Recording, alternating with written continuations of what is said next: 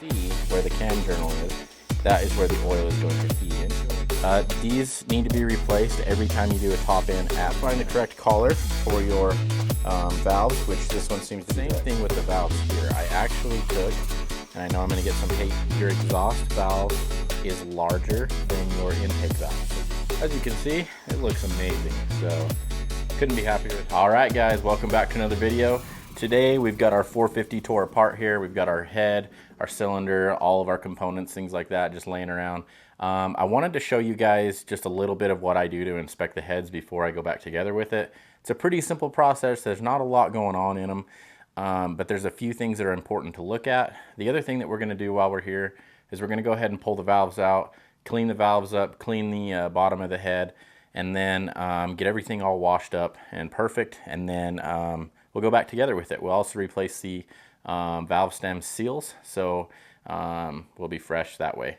Now, with these Yamaha heads, they have titanium valves in them from the factory, and that 06 to 09 Yamaha 5-valve heads, they are pretty indestructible. The valves rarely need adjusted on them as long as you keep your air filter clean, your oil changes done, and run the correct fuel, the correct jetting on your bike. They're pretty much awesome. I've only adjusted valves one time on this bike. It's got 130 hours on it, and I needed to adjust the exhaust valves just slightly before I go back together. So super awesome, reliable bike. And this has line board cams, cam journals, so they're part of the head. Some bikes are a little bit different. But anyway, yeah, let's just, let me break down the head for you, show you things you need to look at and inspect. All right, here we got our cylinder. Cylinder is looking awesome. We are going to hone this just slightly, give it a new crosshatch. Okay, a couple things with the head. Now, this is off of an 06 YZ450F. Let me show you the piston too before we get too carried away here. If you can tell there, where I've run my finger across it, that carbon buildup comes right off. So this is a great example of good jetting, where the wash is good on the piston, everything looks nice, and then if you look on the side here for 130 hours, there is minimal wear.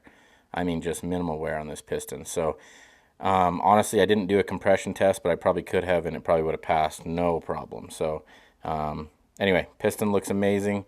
So I'll put that over here next to the cylinder. Okay, a couple things on the head. Let's start with the cams. Let's start with the cams. Holy crap. Okay, looking at the head here, let's talk about the cam journals and what you need to look for there. So this journal here and this journal here are not actual where the cam actually rides. There are bearings on the cam. So if you look at the cam here, you can see that the bearing will sit right in here like so. And actually it goes over here on this one. So that is how your cam will sit in there, and obviously it will spin this way. So there are a couple things that you're going to look at. First thing you want to look at on your cams. Let's talk about your cams since we got it in here. We're going to look at our actual cam here and look for any wear, grooves, scratches, that kind of stuff, and address that if there is. More times than not, if you're going to have some grooving and scratches here, it's going to transfer over to your cam journal right here. And as you can see, this one is clean. There is no issues with it at all. So that's what you want to look for. Any kind of interference there with some rough surfaces, or maybe you get some trash in there or whatever, that is going to scar this up and cause you to have pitting and scratches and all that stuff. And eventually you're going to have a major failure down the road. Now on these, the cam caps also, this is the cam cap for the intake side. Let me grab the exhaust side. The cam caps play a crucial part in the oiling process of the cam itself, or of the head itself. So if you look inside here, well, let me flip this around and we'll look at the top. On the top here, there is a, whoops, dropped my little guide there. So on the top here, you'll see this line right here. It looks like a little valley, oil galley. That's exactly what it is. That is for your oil to lubricate your cams. So if we flip this over and look at the other side, and then obviously it, you know, lubricates everything else, valve buckets, stuff like that. So when you guys go back together with this, make sure that when you clean this up, you blow those ports out, because if you have something inside there, you're gonna be in really bad shape. And then obviously the intake cam has the same thing, only it's got 2 cam journals right here, and they are very, very tiny. So you want to make sure they're nice and clean. Other thing we're going to look at too, when you take your valve buckets out, which mine are put away right now, you want to make sure they slide in and out and they don't have grooving and wear, stuff like that on them. If they do, replace them. Hopefully the head is fine, but you want to make sure that that's in good shape. Other things you want to look at on your head without having the valves apart. Actually, let's go back to our cam. The teeth on the cam, you want to make sure they're not rounded, they're not galled, they're not chipping, falling off. If you have a broken tooth, replace it immediately. And yeah, that's pretty much it as far as just a visual inspection on the top side goes. Oh, the other thing, I was talking about how these are bored. So these are line board. So basically what that means is these are a married set. So if I take this and put it on top of here, okay, before they actually cut this out, this is assembled together and then they line bore this. So it's a married set, and you cannot replace just the cam cap. You have to replace the head and everything. So just keep that in mind. I think that was pretty much it. Make sure your dowel pins are in good shape, all that stuff. Now we're gonna flip this head over and look on the other side for just a second. As you can see here, we got our 2 exhaust valves and then our 3 intake valves. Everything looks to be in really, really good shape. This is normal carbon buildup and normal wear for the amount of hours that are on this bike. We're gonna go ahead and clean all this up and get all that carbon off, take the valves out, clean them up, and replace the valve seals, things like that. So yeah, there's not much going on here. If you do have drop a valve or whatever, more times than not, you're going to ruin the seat of one of the valves or the valve you dropped, or others when they finally break loose. But you want to go ahead and replace the head if you drop a valve. You just don't want a chance having issues that way. Okay, last thing I'm going to talk about with the head, cam chain. Now the cam chain is not a part of the head obviously, but the cam chain runs the cams on the head. These need to be replaced every time you do a top in at minimum. I replace mine every 30-40 hours just because they stretch, they get longer over time, and if this breaks or skips a tooth, it's game over. It's an entire catastrophic failure of the head itself, and more than likely the engine. You're going to destroy the piston, the cylinder, everything. So keep that in mind. That pretty much wraps up the head. Let's go ahead and take this apart. I'm going to show you guys how to use a valve spring compressor tool and get the valves out, and then we will go ahead and inspect our valve seats, our valves themselves, see if there's any pitting, anything like that going on.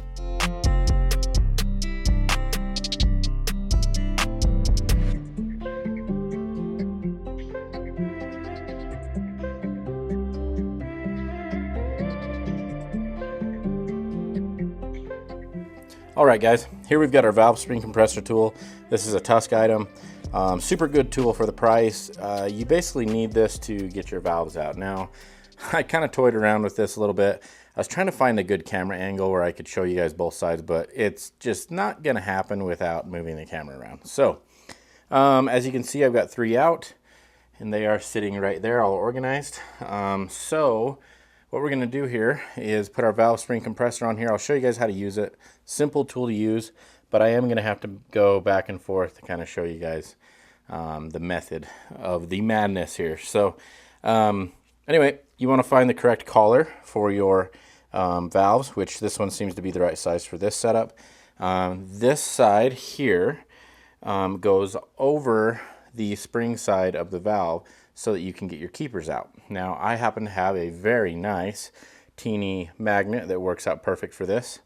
So if you don't have one, grab you one. I'll put a link down below where I have all this too, so you guys can go check that out. Basically, you need your magnet to get your little valve keepers out. And there they are right there. They are teeny, teeny, tiny. So pay attention. You definitely don't want to lose them. Oh, okay, I think I got you in a good spot where you guys can see this. Now, like I said, this side goes on the spring side where the keepers are. This side is going to go up against your valve itself. A little bar that's included to turn this once you get it tight, right there. What we're going to do here is we want to be very careful not to damage our cam journals. We do not, this is steel, that's aluminum, we do not want to gouge them up. So take special caution in avoiding your cam journals when doing this. So go ahead and put it in like so, and then I'll turn the camera so you guys can see exactly how I've got this set up on both sides. But we're going to run this in here, get it to where we're almost bottomed out. Okay, now as you can see, we've got our collar over our actual valve itself. And then on the other side, you can see that we are just pressing right up against the valve with the other end of the tool. So what we'll do is we'll thread this in, compress the spring, pull our keepers out, and then pull our spring and our washer, and we should be good to go. Now, if you guys look in there, you can see the valve seals. There's still a washer down inside there, but I can't get that out right now. Well, I can, but I'm not going to right now. I'm going to go ahead and finish taking the rest of these out, and then I'll pull those out individually. Okay, now hopefully you guys can see this. So I'm going to go ahead and start tightening this down. It'll pop at first, yep, just like that, which will release your keepers. And then, there, you guys might be able to see that. Hopefully you can. We'll take our little magnet here, and we'll grab our keeper, which is right there. There's one, just like that. And the other one, I think it fell. Yep, it's just right in there. So, just like that. There's number 2. That simple. And then we'll just back this off again and release all of our pressure on our spring. And you want to be really, really careful when you're doing this. You do not want to scratch the inside of that where your valve bucket is going to ride up against that. So just be really, really cautious. It's one of those tedious processes. Just take your time when doing it. You can't go wrong. Okay, now that we're backed off, I'm going to go ahead and loosen this up. Get it as far off as I can. And remove our tool. And then we've got our washer, and I say washer, but you know what I mean. This guy right here, and then our spring. That's it. Okay, there you guys go. You can see inside there a little bit of oil pooled up. We're going to go ahead and just push this valve through, just like that. And here it comes out of the head. And voila. All right, 4 down, 1 to go. We'll time lapse this process and keep everything in order, and then we're going to start cleaning up the entire head in our brand new parts washer, which I'm super excited about. Talk about it right now since I started on it.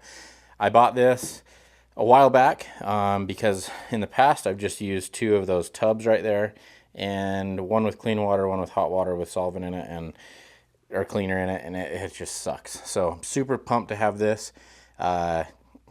So far so good. What I use is hot water, and then I mix it with this Simple Green HD concentrate. Now, this is hard to find. I buy this on Amazon when I do, because it's really hard to find at Lowe's or Home Depot or wherever. But I have to caution you guys right now. Lowe's or Home Depot carries, what's it called? Purple Power. Do not use Purple Power cleaner on aluminum. It turns it black. There's a chemical in it that turns it black. You do not want to use that. So Simple Green Pro HD Heavy Duty Cleaner, the concentrate is amazing, or just regular Simple Green. Mix it in with your water, and then this thing is a blast. Check this out. It's got a pump on it, and I've been cleaning up parts already with it, and I can't say enough about how awesome this thing is. The reason I went with this one over a metal one is because the metal ones rust over time, and they're hard to clean out. This one has a pour spout on it, so you can drain everything out. The other nice thing about this Simple Green cleaner is it's biodegradable too, so you don't have to worry about anything environmentally that way. But look at these parts I've been cleaning up. Everything looks so good, makes it so easy. But we're going to clean the head here with it in just a minute. So Bike Master, I'll put a link down below where you can get it. This thing is sick.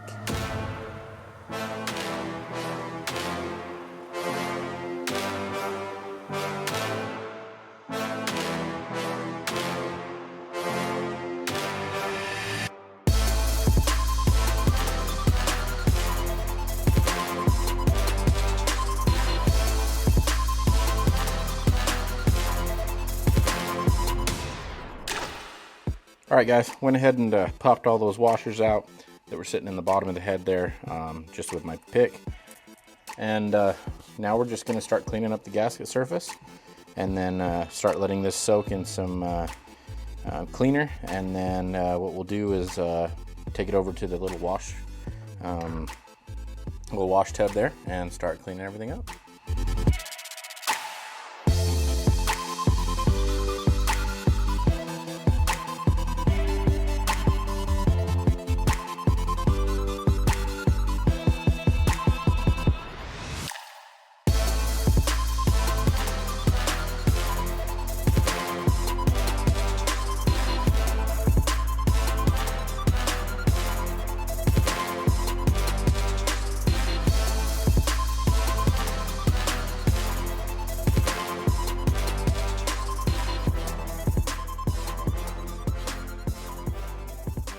Alright guys, here we are. We've got our valves cleaned up. We've got our springs all organized. Got a new O-ring for our water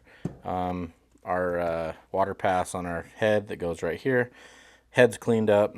Everything is looking awesome. Now, as you guys can see here, there is still some carbon buildup inside the head. I don't have the ability to really clean the inside of the head out on the exhaust ports. Intake ports turned out clean. I want to talk about a few things though. These are hardened seats, so they're very, very strong. Basically, my main focus here, if you can see here, there's still some carbon buildup right there, and I'm not worried about that because I wanted to get the carbon buildup taken off where the valves seat. So that's cleaned up. The majority of that is cleaned up, and that's what I was worried about. Same thing with the valves here. I actually took, and I know I'm going to get some hate on this from some people in the comments probably. These are titanium valves, and they have a coating on them. And what my goal was with them was to get the carbon cleaned up without going through the coating. So I was very diligent about getting the carbon off of these using some cleaners and some Scotch-Brite, and just getting the carbon off. Once the carbon was off, I stopped. So I just took a lot of time to make sure that was the case. The argument is that you'll burn through the coating, and the coating is what keeps the valve from wearing out prematurely, because titanium is softer than steel, so that's how they're designed. But with the coating on there, they become very, very strong. So it's the same as the cylinder, which I'll talk about the cylinder right now. I took a 320 ball hone, and I actually honed the cylinder and got an awesome crosshatch on it. Got everything freshened back up. As you guys can see, it looks amazing. That's a Nicosil plated cylinder.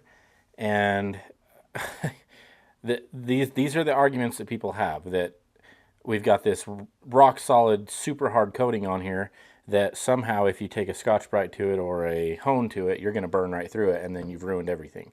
That's not the case. I've heard of a lot of instances where people have rehoned Nicosil cylinders and it's been fine. I've done the same thing on 2 strokes, never had an issue. So I'm not about to get into that argument, but I'm going to do what works for me. Now, I will say this. The coatings that are on these things are very, very hard. So you don't need to worry about burning through the coating as long as you're being diligent and careful about what you're doing and the purpose. The purpose of this here was to deglaze the cylinder and put a new crosshatch in the Nicosil, and I did that. So this is going to be just fine. The purpose here was to get the carbon cleaned up. Same with this, get the carbon removed. Just to take weight off of the valves, to get everything cleaned up and freshened up. So there's a reason I didn't film that part or that portion, is because there's going to be just a lot of mixed feelings about that, and that's okay. Everybody's entitled to their own opinion, and I appreciate that. And I've learned a lot from a lot of different people. So that's what I'm going to do. That's what I'm going to roll with. I know my cylinder is in awesome shape, ready for new rings to be seated in it. These are cleaned up, ready to be put back together. So what we're going to do today is we're going to go ahead and finish putting this head back together in reverse order. Now, we've also got brand new valve seals here. These are the Pro X valve seals. They're pretty good ones. They should work just fine. And then what else are we going to do? We're going to put the intake boot back on, and that will wrap up our head rebuild. And then we'll move on with installing our top end on the bike. Okay guys, let's go ahead and put our valve seals in. Now I want to explain the differences between these two. As you can see, there are 2 different types of valve seals here. we've got the intake valve seal, which has this sleeve around it. And then you've got the exhaust valve seal, which is just a full rubber seal with a ring. And that's the difference between the two. So we'll install them both the same way. And it's kind of a new trick that I've never actually done before. I want to try this out and see how well it works. But the idea is to take one of your valve springs and put your valve seal upside down in it. And then that will press down the valve seal onto the valve guide. So I want to try this out. I think it's going to work great. Makes sense to me how it would. In the past, I've used a socket to press it in, and it works out good too. So the first thing we want to do is we want to put just a little bit of lubrication inside of these and make sure we get enough lubrication spread around that we don't have any issues with the valve actually sealing. Let me grab my little brush. I like to use these little basically flux brushes, I call them, for soldering and things like that. Just put a little bit of oil in there, make sure it's lubed up, and then we want to be very careful when we put that in, not to ruin the actual valve seal. So I'm going to take a small screwdriver, put my valve seal on it, and then I'm just going to lower it down in without dropping it, like I just did, and kind of align it with the valve guide, which is right there.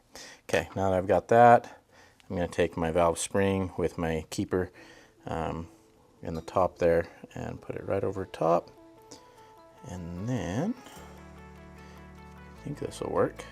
As long as I don't get it crooked, which I've already got it crooked just a little bit. About right there. I know it's hard for you guys to see this, and then, oh wow, that worked really good. I like that method a lot. Okay, that one's already seated. Yep, that's it, just like that. So I really like that method a lot. So we're gonna go ahead and finish the other two up real quick, and then we'll move on to the exhaust valves. The exhaust valve seals, which should be the exact same process.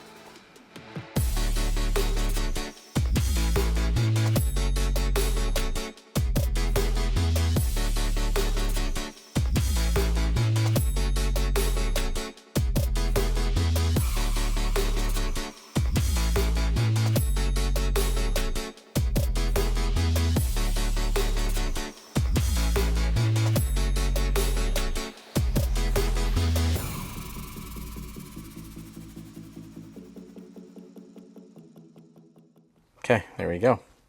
Those are on. That was super simple.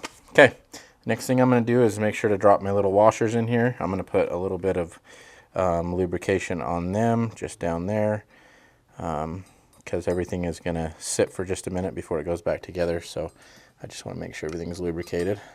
I already did lubricate it a little bit when I got my head built, or when I got my head cleaned, excuse me. So not really too worried about anything that way. But yeah, we just want to make sure everything goes back together the way that it should. And then I'm just using my spring to push these back down below the valve seal. Now you can go ahead and put those in first, which I probably should have done first. I just spaced it. It's not going to hurt anything to do them after, but in the future, when I'm not filming, I'll remember to to do it the other way first. So just drop those in there, and then just use your spring and pop them over. They don't damage anything, they don't hurt a thing. So okay, those are down. Now we can go ahead and do the reverse method of how we removed our valves and install our new ones, or our new cleaned up valves, that is. Okay, let's go ahead and start with this intake valve first. I've got everything laid out here and lined up. I'm going to go ahead and put just a slight bit of oil on this intake valve, just to make sure everything slides in good. Okay, so there's my valve. Up through my, you can see the valve stem now, sticking out through there. Grab my spring, put it over that, and then at this point we'll grab our valve spring compressor and put it on our head here. Now with the valve spring compressor tool, like I mentioned earlier in the video, you just really want to be careful about not scratching any of the journals up for the cam. Sorry. So just be really careful about that. Okay, before you guys start doing this process that I'm going to show you, I've already done one, but I'm backing up a little bit. Your exhaust valve is larger than your intake valve. So your keepers are going to be smaller on your intake valve, larger on your exhaust valve. So just remember that before you get started doing this process. Now, enjoy learning how to install valve keepers. It's fun. Now, the easiest way to do this is with some tweezers. I actually don't know where my tweezers are. So I'm just going to go ahead and use some needle nose pliers. And I'm going to be very, very gentle when putting these keepers in here. I'm just going to set them in nicely and make sure that I'm getting them down underneath the valve stem where they can seat. So, you know, there's some things on YouTube and stuff like that that you can watch where people do, I dropped that one in the wrong spot, where people use like a socket and a rag and use other means and other methods, and I'm just like, man, I don't know if I trust myself doing that that method. But you know, to each their own. Everybody does things a little bit differently, just like I talked about earlier with the whole you know, head and everything like that, or the cylinder, and you know, honing and stuff like that. So yeah, you got to do you. And you know, there's wrong ways to do things, obviously, but there's also more than one way to do things the right way. So yeah, just do what is best. Okay, now my keepers are in place. I'm going to go ahead and back this up just slightly, and it should seat just like that. And there's one done. So it's a pretty painless process. You'll get the hang of it once you do it a little bit more. But now we can see we have one intake valve set up, and we are golden on that one. So if you are wondering if it's seated, you can take a screwdriver or something like that, the back side of a screwdriver head, and just press in on the valve itself, and see that it functions without, you know, anything happening there. So, all right, one down, 4 to go.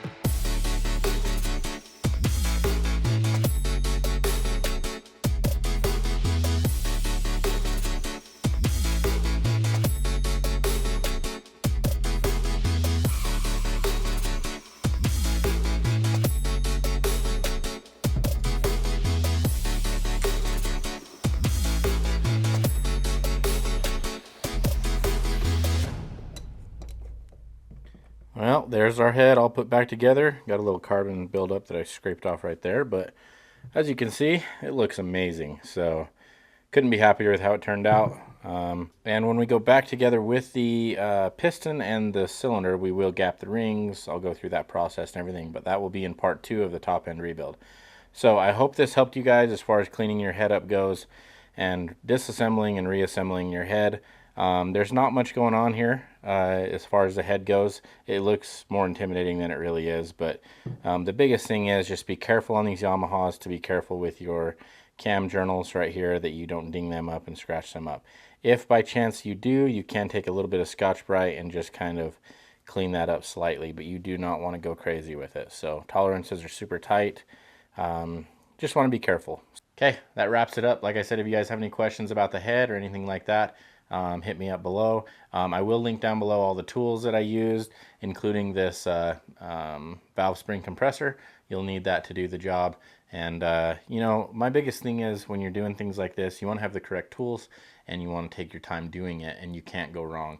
I know there's a lot of tricks out there on the internet and things like that, but in the end, you do not have to worry about things if you just do it the correct way. So that's kind of my philosophy. That's the way that I work with things. So try to do it the correct way the first time, and then I don't have to guess or second guess myself, or you know, wonder if things are going to hold up. So anyway, if you guys enjoyed this video, please give me a like, subscribe if you haven't, and I'll see you in the next one. Thanks.